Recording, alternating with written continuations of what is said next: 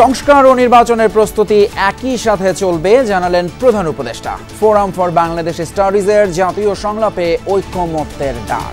সংস্কার ও নির্বাচনের প্রস্তুতি একই সঙ্গে চলতে থাকবে। যারা ভোটার তারা তো অংশগ্রহণ করবেনই, তার সঙ্গে যারা ভবিষ্যতে ভোটার হবেন তারাও সর্বাত্মকভাবে সংস্কারের কাজে নিজেদেরকে নিয়োজিত করুন।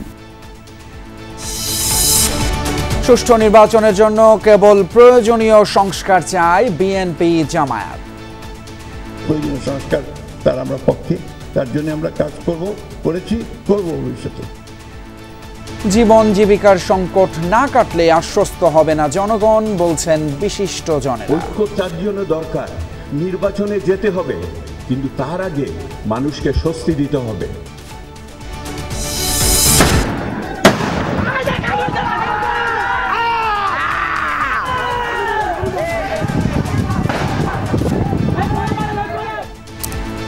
মাদারীপুরে আওয়ামী লীগের দুপক্ষের আধিপত্যের লড়াই। ইউপি সদস্য বাবা ও ছেলে সহ নিহত ৩, বাড়িঘরে হামলা ভাঙচুর।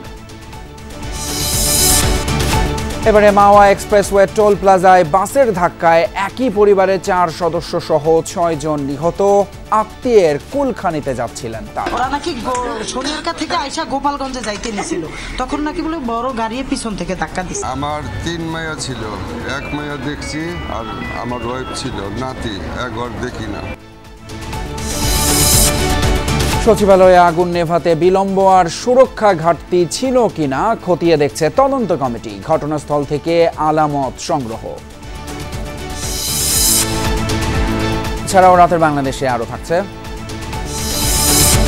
শীতকালে চোখ রাঙাচ্ছে ব্রয়লার মুরগির দাম, স্বস্তি ফিরেছে ডিমে, মাছ সবজির যোগান নিয়ে সন্তুষ্ট ক্রেতারা। টমেটোর দাম বেশি ছিল, তারপর আলুর দাম বেশি ছিল, এখন একটু কমেছে। বড় কিনলে আপনি একটু সেভ হন, কিন্তু ছোট মাছের দামটা অনেক বেশি। মাছের দাম বেশি, একটা মুরগি চলতে পারে, অন্তত তা তো পারে অনেকটা বেশি না। ঐক্যবিহীন সংস্কার কিংবা সংস্কারবিহীন নির্বাচন বাংলাদেশকে এগিয়ে নিতে পারবে না, এই মন্তব্য করে প্রধান উপদেষ্টা ডক্টর মোহাম্মদ ইউনূস বলেছেন, সংস্কার এবং নির্বাচনের প্রস্তুতি একই সঙ্গে চলবে। রাজধানীতে আয়োজিত এক সংলাপে ভিডিও বার্তায় তিনি বলেন, কাঙ্ক্ষিত রূপান্তরের পথে পেছনে ফেরার সুযোগ নেই। জানান, কমিশন প্রস্তাবিত সুপারিশের বিষয়ে ঐক্যমত্য প্রতিষ্ঠার মাধ্যমে নির্বাচনের পথে এগুতে চায় সরকার। কৃষিবিদ ইনস্টিটিউশন মিলনায়তনে ঐক্য, সংস্কার ও নির্বাচন শীর্ষক জাতীয় সংলাপের আয়োজন করে ফোরাম ফর বাংলাদেশ স্টাডিজ। উদ্বোধনী অধিবেশন সহ মোট 6টি অধিবেশনে আগামী 2 দিনেই সংলাপ অনুষ্ঠিত হবে। সংলাপের উদ্বোধনী পর্বে ভিডিও বার্তায় বক্তব্য রাখেন প্রধান উপদেষ্টা ডক্টর মোহাম্মদ ইউনূস বলেন, সংস্কারের বিষয়ে ঐক্যমত্য প্রয়োজন। ঐক্য, সংস্কার ও নির্বাচন কোনোটিকে ছাড়া কোনোটি সম্ভব নয়। ঐক্য, সংস্কার ও নির্বাচন, সংস্কার বিষয়ে আমাদের মধ্যে ঐকমত্য প্রয়োজন, এর কোনো বিকল্প নাই। এই 3 লক্ষ্যের কোনোটিকে ছাড়া কোনোটি সফল হতে পারবে না। ঐক্যবিহীন সংস্কার কিংবা সংস্কারবিহীন নির্বাচন বাংলাদেশকে এগিয়ে নিতে পারবে না। গণঅভ্যুত্থান বিরোধী শক্তির ভাঙন সৃষ্টির ক্রমাগত প্রয়াস বরং ঐক্য আরও মজবুত করেছে বলেও মনে করেন অন্তর্বর্তী সরকারের প্রধান উপদেষ্টা। জানান, সংস্কার ও নির্বাচনের প্রস্তুতি চলবে একসাথে। সংস্কার ও নির্বাচনের প্রস্তুতি একই সঙ্গে চলতে থাকবে। নির্বাচনের প্রস্তুতির কাজ মূলত নির্বাচন কমিশনের। নাগরিকদের নির্বাচনের তারিখ না পাওয়া পর্যন্ত এই প্রক্রিয়ায় সময় দিতে হয় না, কিন্তু সংস্কারের কাজে সকল নাগরিককে অংশগ্রহণ করতে হবে। ভোটার হবার বয়স 17 বছর নির্ধারণ হওয়া উচিত বলেও মনে করেন ডক্টর ইউনূস। 15টি সংস্কার কমিশনের সুপারিশমালা চূড়ান্ত করার জন্যই জাতীয় ঐকমত্য কমিশন গঠন করা হয়েছে বলেও জানান তিনি।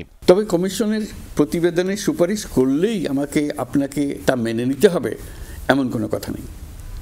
এই জন্য সর্বশেষ পর্যায়ে জাতীয় ঐকমত্য কমিশন গঠন করা হয়েছে। ধরুন, আমি তরুণদের তাড়াতাড়ি ভোটার করার পক্ষে। আমি মনে করি ভোটার হওয়ার বয়স 17 বছর নির্ধারিত হওয়া উচিত। নির্বাচন সংস্কার কমিশন কী সুপারিশ করবেন তা আমার জানা নেই, কিন্তু দেশের বেশিরভাগ মানুষ যদি কমিশনের সুপারিশ করা বয়স পছন্দ করে, ঐকমত্যে পৌঁছার জন্য আমি তা মেনে নেব। আবারও সাম্য, মানবিক মর্যাদা ও সামাজিক ন্যায় বিচার নিশ্চিতের অঙ্গীকার করেন প্রধান উপদেষ্টা। আমরা দ্রুত একটা ঐকমত্য প্রতিষ্ঠিত করে সংস্কারের কাজগুলো করে ফেলতে চাই। নির্বাচনের পথে যেন এগিয়ে যেতে পারি, সেই ব্যবস্থা করতে চাই। সাইফুদ্দিন রবিন, যমুনা নিউজ, ঢাকা। এদিকে অন্তর্বর্তী সরকারের পক্ষে সব সংস্কার সম্ভব নয়। সুষ্ঠু নির্বাচনের জন্য প্রয়োজনীয় সংস্কার সম্পন্ন করতে হবে, এমন দাবিতে একমত বিএনপি এবং জামায়াতে ইসলামী। সকালে এক সংলাপে অনুষ্ঠানে বিএনপির মহাসচিব মির্জা ফখরুল ইসলাম আলমগীর বলেন, চাপিয়ে দিয়ে নয়, বরং সংস্কার করতে হবে জনগণকে সঙ্গে নিয়ে। আর বিশিষ্ট জনেরা বলেন, নিত্য সমস্যার সমাধানের জন্য জনগণ সংস্কারের জন্য অপেক্ষা করবে না। রাজনৈতিক সংস্কার ছাড়া কোনো সংস্কারে কাজে আসবে না বলেন অধ্যাপক ডক্টর আলী রিয়াজ। বন্দোবস্ত শব্দ ব্যবহার করা হোক বা না হোক। কৃষিবিদ ইনস্টিটিউশন মিলনায়তনে ছিল ঐক্য, সংস্কার ও নির্বাচন শীর্ষক জাতীয় সংলাপ। আয়োজনে ফোরাম ফর বাংলাদেশ স্টাডিজ। 2 দিনব্যাপী অধিবেশনের প্রথমটি ছিল ঐক্য কোন পথে শিরোনামে। কেবল সরকার পরিবর্তন বাংলাদেশকে আর কোনো সমাধান এনে দেবে না। দীর্ঘ সময় ফ্যাসিবাদ বিরোধী আন্দোলনের কথা স্মরণ করেন বিএনপি মহাসচিব। বলেন, বাংলাদেশের ভবিষ্যৎ নির্ধারণ করবে জটিল এই রাজনৈতিক সময়ে। সংস্কার পক্ষে আমরা প্রথম থেকে, দুর্ভাগ্য আমাদের এখন কিছু কিছু বক্তব্য আসছে যে বিএনপি সংস্কার চায় না, নির্বাচন চায়।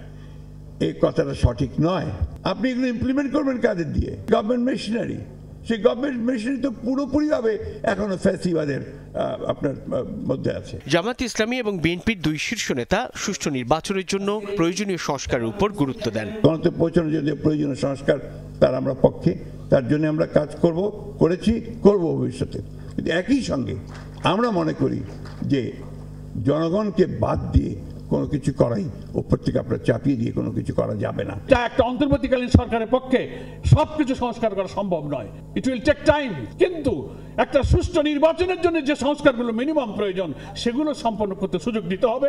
তারপরে একটা অবাধ, নিরপেক্ষ, ক্রেডিবল, ফ্রি এবং ফেয়ার একটা ইলেকশন সম্ভব। সেশনে যোগ দিয়ে আমন্ত্রিতরা বলেন, মানুষের জীবন ও জীবিকা সংক্রান্ত সংকটের সমাধান করতে না পারলে জনগণ আশ্বস্ত হবে না। সংস্কার খুব বড় স্বপ্ন, ঐক্য তার জন্য দরকার। নির্বাচনে যেতে হবে, কিন্তু তার আগে মানুষকে স্বস্তি দিতে হবে। সংস্কারমুখী মানুষকে বিপথে নিয়ে যাবেন না। খালি ঐক্যের কথা বললাম কিন্তু প্রতিহতর জন্য তৈরি থাকলাম না। নিয়ন্ত্রণটা ছেড়ে দিবেন না। যখন নিয়ন্ত্রণ ছেড়ে দিবেন, আপনাদের হাতের বাইরে চলে যাবে। ইলেকশন পর্যন্ত যাওয়া পর্যন্ত যে প্রথা এবং প্রতিষ্ঠানগুলো ধুমড়ে মুচড়ে একাকার করে দিয়েছে, সেগুলো আমাদেরকে অবশ্যই ঠিক করতে হবে। এর আগে উদ্বোধনী অধিবেশনে অধ্যাপক আলী রিয়াজ জানান, রাজনৈতিক দল, সুশীল সমাজ এবং ব্যক্তি পর্যায়ে প্রায় 1 লাখ মতামত পেয়েছে সংবিধান সংস্কার কমিশন। রাজনৈতিক সংস্কৃতির পরিবর্তনের ক্ষেত্রে এই সংস্কারের বিষয়টা আপনারা বিবেচনা করেন। এটা সরকার পারবে না, এটা প্রকৃতপক্ষে রাষ্ট্রও পারবে না। এটা রাজনৈতিক শক্তির কাজ। এই কাজটি করতে হবে রাজনৈতিক দলকে, তার জন্য অতন্ত্র প্রহরীর মতো থাকতে হবে জনগণকে। জাতীয় সংলাপে বিশিষ্ট জনরা বলেন, রাজনীতি ভালো হলে আগামীর বাংলাদেশ ভালো হবে। 5 বছর বা 10 বছর সময়ের মধ্যেই এটা শেষ করে ফেলা যাবে না। এর জন্য আরও দীর্ঘ সময় লাগবে, প্রস্তুতি লাগবে, কিন্তু আমরা যাত্রা আরম্ভ করছি। সাইফুদ্দিন রবিন, যমুনা নিউজ, ঢাকা। সরকার পরিবর্তন হলেও চাঁদাবাজি বন্ধ হয়নি। সেক্টর ভিত্তিতে সিন্ডিকেটের হাত বদল হয়েছে, এই অভিযোগ করেছেন জামায়াতের আমির ডাক্তার শফিকুর রহমান। দুপুরে যশোরের ঈদগাহ মাঠে কর্মী সম্মেলনে তিনি বলেন, ক্ষমতায় যাওয়া জামায়াতের উদ্দেশ্য নয়, দেশে সুশাসন কায়েম করাই লক্ষ্য। এ সময় সমর্থন ও সহযোগিতার পাশাপাশি জাতীয় চ্যালেঞ্জ মোকাবেলায় কর্মীদের ঐক্যবদ্ধ থাকার আহ্বান জানান ডাক্তার শফিকুর রহমান। যশোর জেলা জামায়াতের আয়োজনে সম্মেলনে বিভিন্ন পর্যায়ের নেতাকর্মীরা অংশ নেন। আমাদের যুবক যুবতীরা মাস্টার্স গ্র্যাজুয়েশনের সার্টিফিকেট নিয়ে তারা এখন দুয়ারে দুয়ারে ঘুরে তাদের কাঙ্ক্ষিত একটা চাকরি তারা পায় না। 2টি কারণে পায় না।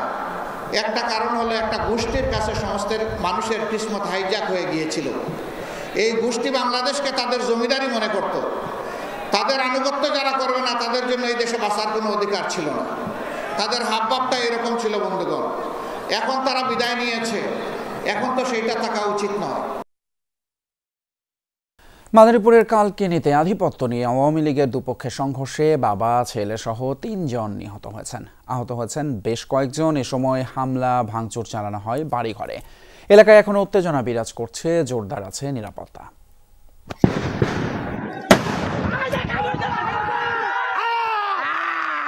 কারো হাতে দেশীয় অস্ত্র, একের পর এক ছোড়া হচ্ছে ককটেল। মাদারীপুরের কালকিনিতে এভাবেই চলে দুপক্ষের রক্তক্ষয়ী সংঘাত। স্থানীয়রা জানান, উপজেলা আওয়ামী লীগের সদস্য ও বাঁশগাড়ী ইউপি চেয়ারম্যান মোস্তাফিজুর রহমান সুমন, তার সাথে আধিপত্য নিয়ে বিরোধ চলছিল একই দলের অনুসারী ও ইউপি সদস্য আক্তার শিকদারের। এরই জেরে সকালে মধ্যচর এলাকায় সংঘর্ষে জড়ায় দুপক্ষের লোকজন। নিহত হন আক্তার শিকদার, তার ছেলে মারুফ শিকদার এবং তাদের অনুসারী সিরাজ চৌকিদার। খালি শব্দ আর শব্দ, বিকট শব্দ হইতে আছে, ঠিক আছে। আমি যে এক ঘরের ভিতরে ছিলাম, ওই সাইডে তুমি বিছড়ে আইতে আছে।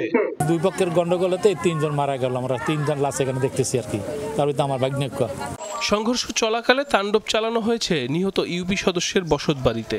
এছাড়া তার পক্ষের অন্তত 10 জনের বাড়িঘরে হামলা, লুটপাট চালানোর অভিযোগ উঠেছে। এই সংঘর্ষের জন্য পরস্পরকে দায়ী করেছে দুই পক্ষই।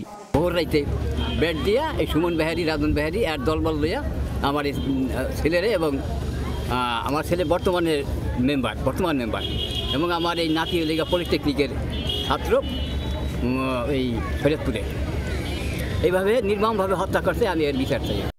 মধ্যচরের যে লোকজনেরা বাজাবাজি, ঠিক আছে, পরে আমি 2 দিন আগেও বলছি বারবার, ঠিক আছে, যে তুই বাড়ি যা, এরকম দূরে থেকে ওরে কেস কুস তো সাদা হয়ে যাবো। মধ্যচরের লোক ওরা শাস্তি না দিয়া আমি বাড়ি যাব। পুলিশ, র্যাব ও সেনাবাহিনী ঘটনাস্থলে গিয়ে পরিস্থিতি নিয়ন্ত্রণে আনে। 3টা ডেড বডি আমাদের থানায় আছে, পোস্টমর্টমের কাজ চলতেছে। আর হচ্ছে এখানে এলাকায় সেনাবাহিনী আছে, র্যাব আছে, আমরা পুলিশ সদস্যরা আছি। এই ঘটনার সাথে যারা সংশ্লিষ্ট আছে, এই ঘটনার যারা দোষী তাদের গ্রেপ্তারের জন্য আমরা অভিযান পরিচালনা করছি। এলাকায় উত্তেজনা বিরাজ করছে, জোরদার আছে নিরাপত্তা। সাইফ আহমেদ, যমুনা নিউজ। যাচ্ছিলেন আত্মীয়ের কুলখানিতে, পথে মাওয়া এক্সপ্রেসওয়ে টোল প্লাজায় বাসের ধাক্কায় প্রাণ গেল 6 জনের। এর মধ্যে আছেন একই পরিবারের 4 জন। মরদেহগুলো রাখা হয়েছে মিটফোর্ড হাসপাতালে। আহত 5 জনকে মিটফোর্ড এবং পঙ্গু হাসপাতালে চিকিৎসা দেওয়া হচ্ছে। বাস চালকের সহকারীকে আটক করে পুলিশে দেয় স্থানীয়রা।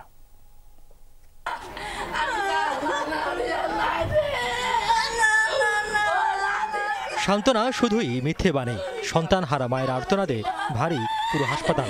আজকে সকালে আমার ছেলে আমার লগে কথা বলছে রে, আমার নাতি, আমার বউ সবাই কথা গোপালগঞ্জে যাইতে ছিল ওই সময়। ওই আমি ছিলাম আমার বড় ছেলের কাছে। মধ্যবয়সী আমেনা বেগমের এক মেয়ে ও নাতি মারা গেছেন, অপর মেয়েও জীবন মৃত। মিটফোর্ড হাসপাতালের মেঝেতেই মরদেহগুলো খোঁজ নিতে ছুটে আসছেন স্বজনরা। নিথর দেহ দেখে বুক ফাটা আর্তনাদে মূর্ছা যাচ্ছেন কেউ কেউ। স্বজনরা জানান, এক আত্মীয়ের কুলখানিতে যোগ দিতে তারা যাচ্ছিলেন জুরাইন থেকে গোপালগঞ্জ।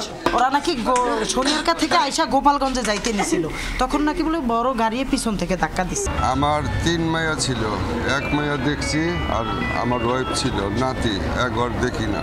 সিসিটিভি ফুটেজে দেখা যায় সকাল 11টার খানিক পর টোল প্লাজায় অপেক্ষমান ছিল একটি মোটরসাইকেল, একটি মাইক্রোবাস এবং একটি প্রাইভেট কার। এ সময় দ্রুতগামী একটি বাস পেছন থেকে সজোরে ধাক্কা দিলে দুমড়ে মুচড়ে যায় যানগুলো। মোটরসাইকেল থেকে ছিটকে পড়েন নারী ও শিশু। আহতদের উদ্ধার করে মিটফোর্ড হাসপাতালে নেয় সেনাবাহিনীর একটি দল।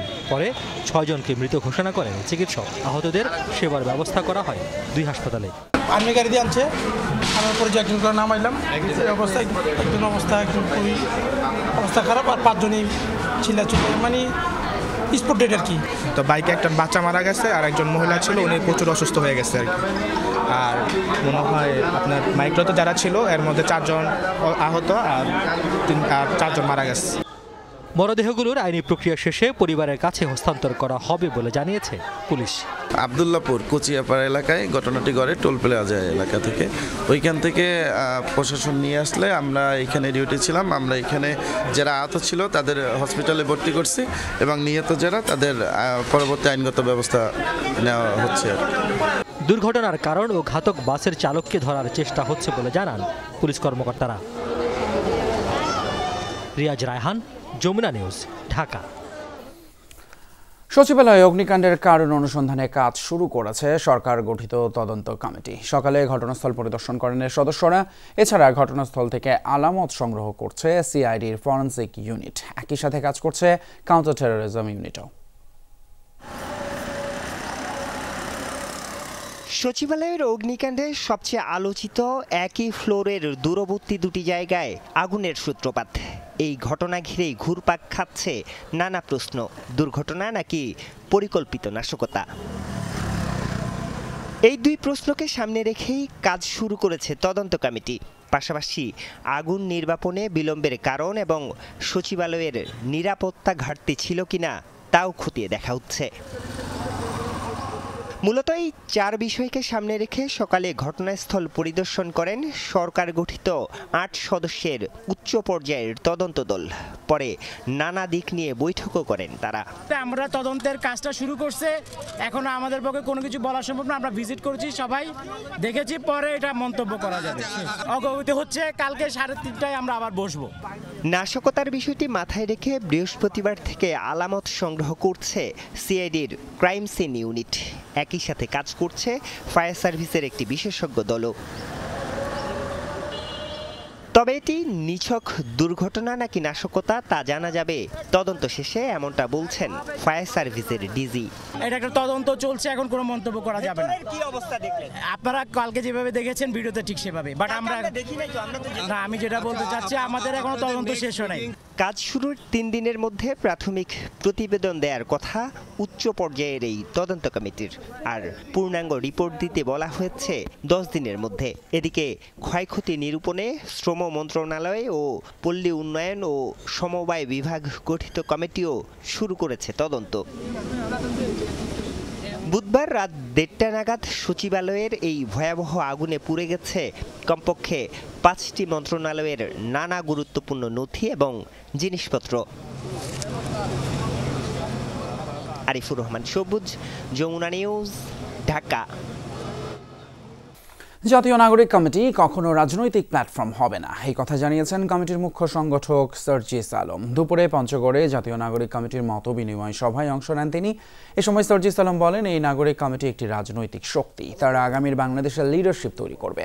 গেল 16 বছরে শেখ হাসিনা বাংলাদেশের অবকাঠামোর উন্নয়ন করেছেন, তবে একটা দেশের উন্নয়ন কখনো শুধু অবকাঠামো দিয়ে হয় না বলেও মন্তব্য করেন সার্জিস আলম। বৈষম্য বিরোধী ছাত্র আন্দোলন অ্যাজ অলওয়েজ ভবিষ্যতেও এটা একটা, যেমন আমাদের ঐক্যের প্রতীক হিসেবে ছিল এই পুরো অভ্যুত্থানে, আগামীর বাংলাদেশেও সেভাবেই থাকবে। জাতীয় নাগরিক কমিটি এটা কোনো রাজনৈতিক দল হবে না। জাতীয় নাগরিক কমিটি এই নামে আগামীর বাংলাদেশে কোনো রাজনৈতিক রেজিস্ট্রেশন প্রাপ্ত যে দল হয় এরকম হবে না, কিন্তু জাতীয় নাগরিক কমিটি একটি রাজনৈতিক শক্তি। সংস্কার কমিশনের রিপোর্ট পাওয়ার পর বসা হবে রাজনৈতিক দলগুলোর সাথে, আর এরপর চূড়ান্ত হবে রাষ্ট্র সংস্কারের সব সিদ্ধান্ত, একথা জানিয়েছেন উপদেষ্টা মাহফুজ আলম। সন্ধ্যায় রাজধানীর কৃষিবিদ ইনস্টিটিউটে ফোরাম ফর বাংলাদেশের আয়োজনে জাতীয় সংলাপে যোগ দিয়ে একথা বলেন তিনি। মাহফুজ আলম বলেন, অন্তর্বর্তী সরকার একা কোনো বিষয়ে সিদ্ধান্ত নেবে না, কোনো সংস্কারগুলো আগে করতে হবে, সেই সিদ্ধান্ত রাজনৈতিক দলগুলোকে নিতে হবে। একই আয়োজনে উপদেষ্টা নাহিদ ইসলাম প্রশাসনিক অসহযোগিতার অভিযোগ তোলেন। বলেন, অন্তর্বর্তী সরকারের জনপ্রিয়তা থাকলেও প্রশাসন সেভাবে সহযোগিতা করছে না। সংস্কারের কথা বললে আমলারা যেভাবে প্রতিক্রিয়া দেখাচ্ছেন তা নীতিগতভাবে ঠিক নয় বলেও মন্তব্য করেন তিনি। এর আগে বিকেলে আরেক উপদেষ্টা সৈয়দা রিজওয়ানা হাসান বলেন, সংস্কারের প্রশ্নে জাতীয় ঐক্যমত করতে হবে। আমাদের পরিকল্পনা আছে যে যখনই কমিশনগুলো প্রস্তাবনা হাজির করবেন, তারা যখন এগুলো নিয়ে আসবেন রিপোর্ট, এই সরকার থেকে কোনো ডিসিশন একপাক্ষিকভাবে নেওয়া হবে না, বরং ওই কমিশনের প্রস্তাবনাগুলো নিয়ে আবারও রাজনৈতিক দলগুলোর সাথে একটা কনসালটেশন ফোরাম হবে। আজকে আমাদের এই আলোচনার যেই মূল টপিক বা লক্ষ্য সেটা হচ্ছে ঐক্য, সংস্কার এবং নির্বাচন। আর বিশেষত এই অধিবেশনে আমরা যেই রক্তের ঋণ এবং ঐক্যের কথা সেটার উপরেই আলোকপাত করছি। ঐক্যের পথটা আঁকাবাঁকাই হবে, ঐক্যের পথটা কঠিনই হবে, কিন্তু আমাদেরকে ওই বদ্ধপরিকর হতে হবে জনগণের আশার যেন প্রতিফলন আমরা দেখাতে পারি। জিপিএইচ কোয়ান্টাম B600TR বাংলাদেশের উচ্চ শক্তি সম্পন্ন একমাত্র দল। জুলাই গণ অভ্যুত্থানের আগে স্বৈরাচারী আওয়ামী লীগের শাসনামলে 61 জন সাংবাদিক নিহতের দায়ে শেখ হাসিনার বিচার হবে। এর পেছনে কোনো সাংবাদিকের দায় থাকলে তারও বিচার করা হবে বলে জানিয়েছেন প্রধান উপদেষ্টার প্রেস সচিব শফিকুল আলম। তিনি বলেন, সুরক্ষা ব্যবস্থা থাকলে আন্দোলনের সাংবাদিকরা মারা যেতেন না, তাই এসব মৃত্যুর দায় এড়াতে পারেন না মালিকরাও। আমার সন্তানকে তারা রেহাই দেয় নাই। জাতীয় প্রেস ক্লাবে কেমন গণমাধ্যম চাই শীর্ষক আলোচনার আয়োজন করে বাংলাদেশ ফ্রি প্রেস ইনিশিয়েটিভ। এখানে জুলাই আন্দোলনে নিহত সাংবাদিকদের স্বজনরা অংশ নেন। অন্যায়ের বিরুদ্ধে প্রতিবাদ করতে যে সে মারা গেল, যাই আমি চাই না যে আমার মতো কেউ বৃদ্ধিহা হোক, আমার মতো কেউ এদিন হোক। গণমাধ্যম কর্মী যেন নিরাপত্তাভাবে কাজ করতে পারে, এটাই আমার আশা। আপনারা আপনাদের জায়গা থেকে বস্তুনিষ্ঠ সংবাদ প্রচার করবেন, যেইভাবে প্রচার করলে এই জাতি আপনাদেরকে স্মরণ করে। একটা সাংবাদিক যদি আহত হয়, মারা যায়, তার পরিবার কি করবে? তার পরিবারেরও তো প্রয়োজন আছে। আলোচনায় প্রধান উপদেষ্টার প্রেস সচিব বলেন, সাংবাদিকদের কম বেতন দেয়া হয়। এ বিষয়ে কার্যকর করে উদ্যোগ নিতে ফেল করেছেন ইউনিয়ন নেতারা। গণমাধ্যম মালিকরা শত কোটি টাকা কামালেও সাংবাদিকদের বেতন দিতে চান না। সবার একযোগে এই আওয়াজটা তোলা উচিত যে আমাদের বেতনের জায়গায় যেই জার্নালিজম করতে আসবেন, সে আন্ডারগ্রাউন্ড পত্রিকাই হোক, ওয়েবসাইটই হোক, তাকে একটা ভালো রকমের একটা বেসিক মিনিমাম পেমেন্ট দিতে হবে। আপনি এইটার নিচে দিবেন, সরি আপনি আইসেন না, জার্নালিজম করতে আইসেন না। জার্নালিজম করতে হলে আপনার টাকা খরচ করতে হবে। শফিকুল আলম বলেন, ঝুঁকিপূর্ণ পরিস্থিতিতে কাজ করতে বেশিরভাগ সাংবাদিক সুরক্ষা সরঞ্জাম পান না, তাই দায় আছে মালিকদেরও। তাহির জামান প্রিয় বা হাসান মেহেদী এরা বেঁচে থাকতেন যদি তার সেফটি ইকুইপমেন্ট থাকতো। যে প্রতিষ্ঠান সেফটি ইকুইপমেন্ট কেনার যোগ্য টাকা নাই, তার জার্নালিজম করার আসার দরকার নাই। এটা আমাদের মুখ উন্মোচন করে দিতে হবে ওই সমস্ত ওয়েবসাইট, ওই সমস্ত নিউজ পেপার, ওই সমস্ত টিভি স্টেশনকে। প্রেস সচিব বলেন, সাংবাদিকদের অধিকার আদায়ের এখনই সময়, কারণ রাজনৈতিক দল ক্ষমতায় এলে তাদের পক্ষে একটা গোষ্ঠী দাঁড়িয়ে যায়। শাকিল হাসান, যমুনা নিউজ, ঢাকা। রংপুর মেডিকেলে রোগীর স্বজনদের মারধরের অভিযোগ উঠেছে হাসপাতালের আনসার সদস্যদের বিরুদ্ধে। খবর সংগ্রহ করতে গেলে হেনস্থা করা হয় এক গণমাধ্যম কর্মীকেও। রোগীর স্বজনরা জানায়, সন্ধ্যায় চিকিৎসাধীন সন্তানের নেবুলাইজারের জন্য নার্সদের কাছে বারবার ধর্ণা দিচ্ছিলেন আব্দুল বাতেন নামেক এক ব্যক্তি। এ বিষয়ে বাকবিতণ্ডা থেকে তাকে মারধর করেন আনসার সদস্যরা। খবর সংগ্রহ করতে গেলে স্থানীয় একটি পত্রিকার সাংবাদিক ফেরদৌস জয়ের মোবাইল ফোন এবং পরিচয়পত্র কেড়ে নিয়ে হেনস্থা করা হয় তাকে। এ বিষয়ে প্রাথমিক তদন্তে অভিযোগ প্রমাণিত হওয়ায় 3 আনসারকে প্রত্যাহার এবং হাসপাতাল থেকে সাময়িক বরখাস্ত করা হয়েছে। 5-6 জন আনসার সদস্য তারা আসলে আমাকে মারধর করে এবং আমার মুঠোফোনটি কেড়ে নেয় এবং আমার যে অফিসিয়াল যে আইডি কার্ডটি আছে সেই আইডি কার্ডটিও সেখানে খোয়া যায়। ইচ্ছা মতো আমাকে মানে বেডে ফেলে মানে ঘুষাইতে মানে এগুলো থাপড়াইতে ওই 3 জনকে প্রত্যাহার করা হয়েছে এবং আমি আশা করব যে তারা ওই 3 জনের ব্যক্তির বিরুদ্ধে সর্বোচ্চ সাজার ব্যবস্থা করবেন। বরিশাল শিক্ষা প্রকৌশল অধিদপ্তরের টেন্ডার সংক্রান্ত কাগজপত্র সহ বিভিন্ন নথি বোঝাই 2টি ট্রাক আটকে দিয়েছে স্থানীয় জনতা। তাদের ধারণা, নথিগুলো গায়েব করতেই অন্যত্র সরিয়ে ফেলা হচ্ছিল। রাতে সদরের কাগজুরা বাজার অতিক্রমকালে ট্রাক 2টি আটকে দেয়া হয়। তবে বরিশাল শিক্ষা প্রকৌশল অধিদপ্তরের নির্বাহী প্রকৌশলী শহীদুল ইসলাম জানান, অফিসের জঞ্জাল কমাতে প্রায় 2 দশক আগের অপ্রয়োজনীয় দাপ্তরিক নথিপত্র পুড়িয়ে ফেলার নির্দেশ দেওয়া হয়। এজন্য ভাড়া করা 2টি ট্রাকে এসব কাগজপত্র এবং আসবাবপত্র সিটি কর্পোরেশনের কাউনিয়ার এলাকায় ময়লার ভাগাড়ে নিয়ে যাওয়া হচ্ছিল। সাথে থাকা অফিসের 2 কর্মকর্তা ময়লার ভাগাড়ের স্থানটি চিনতে না পারায় ট্রাক ড্রাইভারের অফিস কর্মচারী ট্রাক 2টি কাগাসুরা এলাকায় নিয়ে যায়। এ সময় গুরুত্বপূর্ণ নথি নষ্ট করা হতে পারে সন্দেহে স্থানীয়রা ট্রাক 2টি আটক করে। ট্রাকে অফিসিয়াল শিক্ষা প্রকৌশল অধিদপ্তরের কিছু কাগজপত্র আছে যেগুলা পোড়ানোর জন্য আনছে নাকি। তো এখন তো সারা দেশেই তো একটা কাগজ পোড়ানোর হিড়িক চলছে। দীর্ঘদিনের যে কাগজ একদম 2টা রুম ভাগাড়ে পরিণত ছিল, সেই কাগজগুলো আমরা বের করে এখানে পার্কিংয়ের জায়গায় পড়েছিল, সেগুলো আমরা নষ্ট করে যাতে এখানে ব্যবহার উপযোগী করা যায় প্রাঙ্গণটাকে, এই জন্য আমরা আমাদের একজন অফিসার তার উপস্থিতিতে আমরা এটি পোড়ানোর জন্য ময়লা খোলা পাঠাই। এবারে দ্রব্যমূল্য প্রসঙ্গ। বাজারে ক্রেতা নেই অথচ মুরগির দাম বেশি। 200 টাকা ছাড়িয়েছে ব্রয়লারের কেজি। সোনালী এবং লেয়ারেও একই অবস্থা। ব্যবসায়ী আর খামারিদের যুক্তি, ঠান্ডার কারণে বিদ্যুতের ব্যয় বেড়েছে, কম দামে মিলছে না ফিড, তাই আপাতত পোলট্রি বাজারে সুখবর নেই। তার উপর চাপ বাড়িয়েছে সামাজিক অনুষ্ঠান ঘিরে মুরগির বাড়তি চাহিদা। আরও জানাচ্ছেন আমাদের সহকর্মীরা।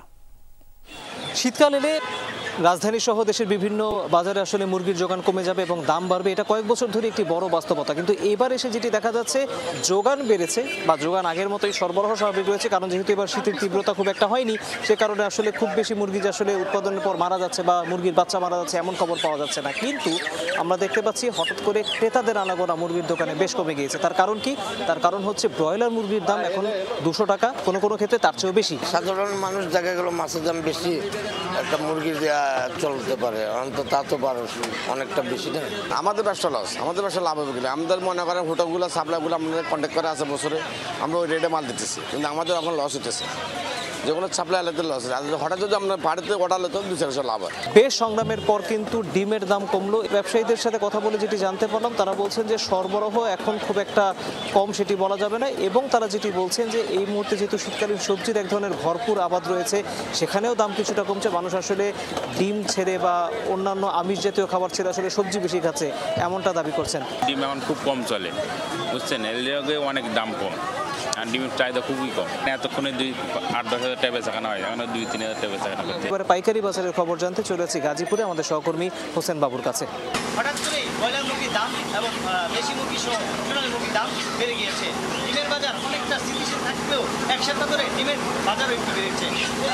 প্রতি হালি ডিম যেখানে 40 থেকে 42 টাকা বিক্রি হতো, সেখানে আজকের ডিমের দাম পাইকারি বিক্রি হচ্ছে 45 থেকে 46 টাকা এবং খুচরা বিক্রি হচ্ছে 50 টাকা হালি। মুরগির আমদানি কম, তাই আমরা এত করে বেচতেছি। তো ব্রয়লার 190 টাকা 95 টাকা বেচতেছি, লেয়ার 290-295 টাকা বেচতেছি। বাজার বেড়ে যাওয়ার কারণে ক্রেতারা রয়েছেন অনেকটাই বিপাকে। তারা বলছেন যে আসলে বাজার মনিটরিং না থাকার কারণে তাদের কিনতে অনেকটাই হিমশিম খেতে হচ্ছে। আমরা অনেকগুলো কেনাকাটা খুব কষ্ট যেতে, তারপরেও তো জীবন চালাইতে হবে, সেজন্য কিন্তু শুধু মুরগির দাম না, নিত্যপণ্যীয় বাজার সদাই আছে, সব কিছুর দাম আসলে সাধারণ পাবলিকের নাগালের বাইরে। এবার আমার পর্যায়ের খবর জানতে চলে যাচ্ছি সিরাজগঞ্জের সহকর্মী গোলাম মুস্তফা রুবেলের কাছে। ধন্যবাদ আপনাকে। প্রিয় দর্শক, আপনারা জানেন যে সিরাজগঞ্জ জেলায় কিন্তু ব্যাপকভাবে এখানে কিন্তু মুরগি উৎপাদন হচ্ছে, এবং সেই মুরগি উৎপাদনের কারণে কিন্তু সিরাজগঞ্জ চাহিদা মিটিয়েও দেশের বিভিন্ন জেলায় কিন্তু তারা সেই মুরগিগুলো সেখানে সরবরাহ করে থাকে। আর খামারিরা কিন্তু বলছেন যে মুরগির বাজারে, অর্থাৎ বাচ্চা যেখান থেকে কেনা হয় সেখানে সিন্ডিকেট এবং খাদ্যের বাজারে সিন্ডিকেট, এই সিন্ডিকেটগুলোর কারণেই মূলত আসলে এই মুরগির বাজারে কিন্তু এরকম আপ ডাউন হচ্ছে। এক বাচ্চার দাম 120 টাকা, খাদ্যের দাম বেশি, এখন লেবার কস্ট বেশি।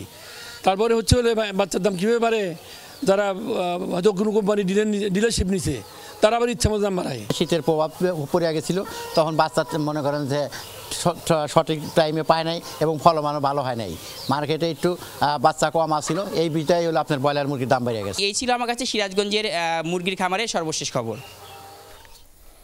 এদিকে রাজধানীতে যোগান বেড়েছে মাছ ও সবজির, তবে শিক্ষা প্রতিষ্ঠান ছুটি থাকায় প্রভাবে পড়েছে বাজারে ক্রেতাদের আনাগোনা কিছুটা কমেছে। সবজির বাজারে বেশ স্বস্তি ফিরেছে, 50 টাকার আশপাশে দাম নেমে এসেছে আলু ও পেঁয়াজের, তবে সরবরাহ বাড়ার তেমন প্রভাব নেই মাছের মোকামে। এখনও বাড়তি দরেই কিনতে হচ্ছে বিভিন্ন ধরনের মাছ। মাছের ভরা মৌসুম এখন, নদ নদী আর খালবিলের সুস্বাদু মাছে ভরপুর বাজার। দু একটি জাতের মাছের দাম কিছুটা কমলেও বেশিরভাগ এখনও ক্রেতার নাগালের বাইরে। প্রতি কেজির জন্য গুনতে হচ্ছে 500 থেকে 600 টাকা, আর চিংড়ি, আইড়, বোয়াল সহ নদ নদীর মাছের জন্য দিতে হবে 800 থেকে 1000 টাকার বেশি। আগে যেমন ছিল এখনো মনে আছে, কোনো চেঞ্জ হয়নি। রুই মাছের দাম, কাতলা মাছের দাম, এগুলা বড় কিনলে আপনি একটু সেভ হন, কিন্তু ছোট মাছের দামটা অনেক বেশি। প্রাইভেট সেক্টরে যদি কেউ চাকরি করে, এই চাকরি করে এখনকার দিনে বাজার করে খাওয়া খুবই কঠিন। দাম আগের মতো নেই, খুব একটা যে কমছে তা না, মানে এই সময় তো দেখা যায় শীতের সময় মাছের দাম একটু তুলনামূলক কম থাকে। যোগান বাড়লেও ক্রেতার সংকটে ভুগছে রাজধানীর মাছ বাজারগুলো। বিক্রেতাদের দাবি, শিক্ষা প্রতিষ্ঠান বন্ধ থাকায় রাজধানী ছেড়েছে অনেকে, তাই বিক্রি কমেছে। ছুটি পাইয়া লোকজন দেশের কাছে তো একটু কাস্টমার কম, মাছ আছে প্রচুর, মাছ পাওয়া যায় কিন্তু কাস্টমার কম। সাপ্লাই আছে আরো মাছের দাম, কিন্তু কাস্টমার নাই বাজারে, একবারে কম। দেখেন না কয়টা মাছ আছে, কয়টা কাস্টমার। স্বস্তি ফিরতে শুরু করেছে সবজির বাজারে, সরবরাহ বৃদ্ধির সুফল মিলছে। বেশিরভাগ সবজি মিলছে 30 থেকে 50 টাকা কেজিতে, যদিও করলা, পটল, চিচিঙ্গা সহ গ্রীষ্মকালীন কিছু সবজির দাম বেশ চড়া, 70 থেকে 90 টাকা কেজি। নতুন টমেটো বাজারে এলেও 80 টাকা কেজি নিচে মিলছে না। এক সপ্তাহ আগে যেমন আপনার টমেটোর দাম বেশি ছিল, তারপর আলুর দাম বেশি ছিল, এখন একটু কমেছে। গরমকালের সবজি আপনার করলার কেজি 100 টাকা, আর চিচিঙ্গার কেজি 70, এই পটল 70-80, সিম, বেগুন, লাউ, পেঁপে, মূলা এগুলা সবজির দাম একবারে কম। নতুন পেঁয়াজ বাজারে আসায় বড় ধরনের দরপতন ঘটেছে। সপ্তাহের ব্যবধানে কেজিতে 40 টাকা কমে বিক্রি হচ্ছে 50 থেকে 55 টাকায়, আর নতুন আলুর জন্য গুনতে হবে 60 টাকা। মাসুদুজ্জামান রবিন, যমুনা নিউজ, ঢাকা।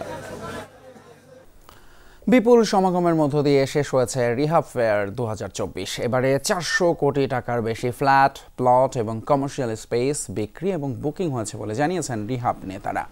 এর মধ্যে ফ্ল্যাট বিক্রি এবং বুকিং হয়েছে 230 কোটি টাকার, 96 কোটি টাকার প্লট এবং প্রায় 78 কোটি টাকার কমার্শিয়াল স্পেস বুকিং ও বিক্রি হয়েছে। ব্যাংক কমিটমেন্ট থেকে এসেছে প্রায় 1090 কোটি টাকা। মেলায় ক্রেতা দর্শনার্থী আসেন প্রায় 18,000। রিহাব নেতৃবৃন্দ মনে করছেন যে উদ্দেশ্য নিয়ে মেলার আয়োজন করা হয়েছে সেটা সফল হয়েছে তাদের। আন্তর্জাতিক প্রসঙ্গ, এবার ভারতের মণিপুর রাজ্যের 2 গ্রামে বন্দুক বোমা হামলা চালালো সশস্ত্র গোষ্ঠীর সদস্যরা। সর্বশেষ পাওয়া খবর পর্যন্ত এতে নিরাপত্তা বাহিনী সদস্য সহ আহত হয়েছেন 2 জন।